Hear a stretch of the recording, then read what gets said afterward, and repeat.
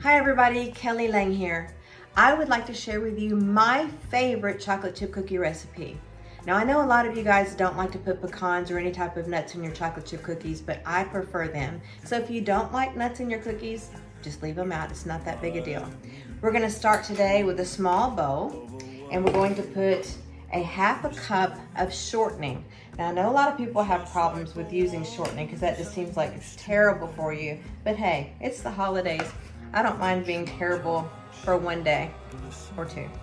Okay, we're going to do a half a cup of butter. I've already softened 2 sticks of butter, so I'm gonna put those in the bowl.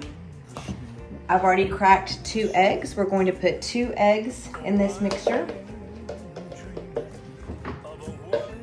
We're going to add 1 cup of white sugar, all in the same bowl. We're going to add a half a cup of brown sugar.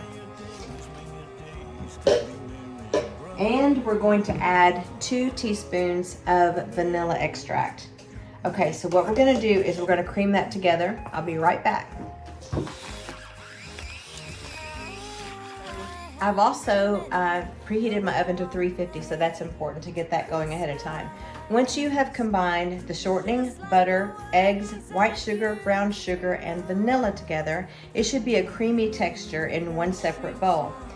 Then you add you beat until light and fluffy on that. Then you add the dry ingredients, which would be your flour, your salt, your baking soda, your pecans, and your chocolate chips. So let's do that. So we've got a total of 2 cups of unsifted flour we're gonna add to this. And I suggest adding a little bit at a time while you're beating this into the batter,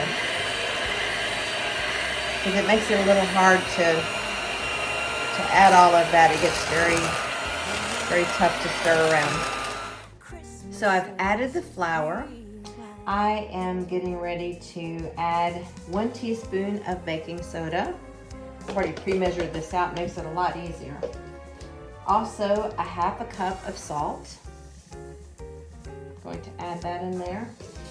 And I'm gonna go ahead and mix that up while we've got it in here as well. Okay, next we're gonna put in 1.5 cup of chopped pecans. Now this is all optional. If you're not a pecan guy or a walnut guy, that's up to you, like I said before. We're gonna stir that as we go. It's a little bit more difficult the more ingredients that go in there. But boy, is it worth it. And last but not least, we're gonna put in a 12-ounce and a 6-ounce sack full of chocolate chips. I actually mixed regular sized chocolate chips in with the larger sized chocolate chips. I don't know, it's just kind of fun to do. And it's what I had in my pantry already. So I'll be right back. I'll mix this all together and I'll show you what to do next. Okay, your cookie dough will look something like this. It's got a lot of chocolate chips in it, and my little Christmas shelf seems to be happy with that. So what we're gonna do is scoop them tablespoonful, just rounded little tablespoonfuls, about 1 inch apart. And yes, I washed my hands before starting this. Just fill up a whole tray. And the great thing about this is that you can store it for later. You don't have to make all of the cookies all at once. But boy, are they good. I'll be right back and I'll show you what they look like after they're done. Okay, so I've placed them all on the cookie sheet, about 1 inch apart. And we will cook them for 8 to 10 minutes on 350. I know the recipe calls for 8 to 10 minutes, but some ovens are different than others. The last time I made these type of cookies, I had a different oven that cooked pretty quickly.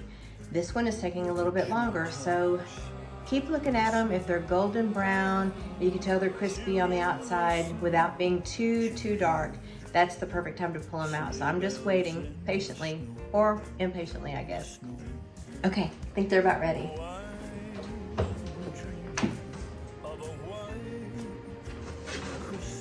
Yum. Okay, let these cool for a little while, and then we'll put them on a cooling rack. And then I've got to go to a party tomorrow. I wanted to bring something. So if you can get like a little tray, Christmassy tray, it's a great little thing to bring to a party. And I think everybody's gonna love them.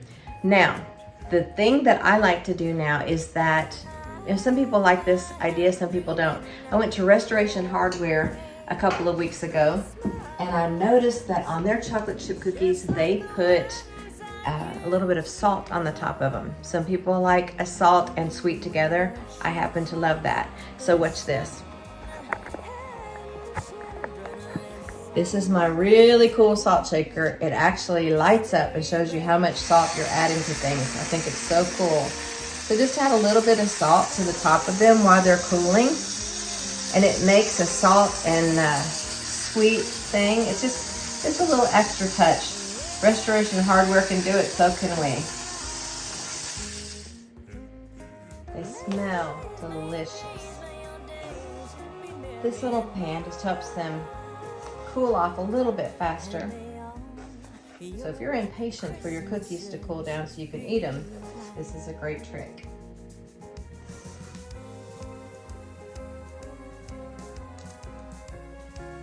That's the perfect chocolate chip cookie, and it's a great idea to take to a party if you don't know what else to bring in. I'm not much of a cook myself, so this is the perfect thing for me to be able to throw together, and they're delicious. Do yourself a favor and try the salt. Even if you're skeptical, I think you're gonna be blown away. It's amazing. Merry Christmas.